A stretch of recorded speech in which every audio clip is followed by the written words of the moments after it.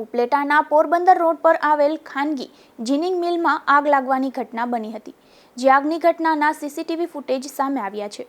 આ ઘટનામાં ઉપલેટા નગરપાલિકાના ફાયર ફાઇટરો દ્વારા આગ પર પાણીનો મારો ચલાવી આગ પર કાબુ મેળવાયો હતો। મારું નામ કલ્પેશ પટેલ, પટેલ કોટન ઉપલેટા પોરબંદર બાયપાસ। અમારા જીનિંગ ફેક્ટરીની અંદર આકસ્મિક કારણોસર 5:30 વાગ્યા આસપાસ અમારા ગ્રાઉન્ડમાં જે કપાસનો ઢગલો, જે આશરે 20 થી 25 ગાડી જેટલો કપાસ હતો, જે ગ્રાઉન્ડની અંદર પડેલો હતો, એમાં આકસ્મિક રીતે આગ લાગી જતા એમાં સળગીને નુકસાન થયેલ છે। તમે આગ બુઝાવવા માટે શું પ્રયત્ન કર્યા જ્યારે ફાયર ફાઈટર ન પહોંચ્યા ત્યારે તમે શું પ્રયત્ન કર્યા?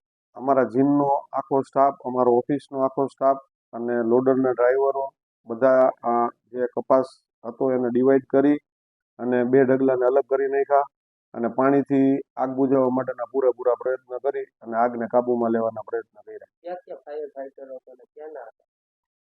ઉપલેટા નગરપાલિકા અને ધોરાજી નગરપાલિકાના ફાયર ફાઈટરો આવી અને એને બાકી સળગતા કપાસને આગને કાબૂમાં લેવાનો પ્રયત્ન કર્યો। અંદાજે કેટલા મણ જેટલો કપાસ જોડીને રાખ થઈ? હવે અંદાજે અમારો જે કપાસ છે એ 25 ગાડીનો ઢગલો આશરે છે, 20 થી 25 ગાડીનો, બરાબર છે। એટલે એના મણ એપ્રોક્સ ગણીએ તો આપણે 12-13 હજાર મણ કપાસનો ઢગલો હતો। કેટલી નુકસાનીનો અંદાજ તો અત્યારે આપણે ન કાઢીએ કે એનું કારણ છે કે પહેલા આ બધું અત્યારે તો શું છે, આ અમારી ઉપર આવેલી આફતને અમે કંટ્રોલ કરવાના પ્રયત્ન કરીએ છીએ। કોઈ નુકસાની કે જાનહાનિ? કોઈ જાતની નહીં।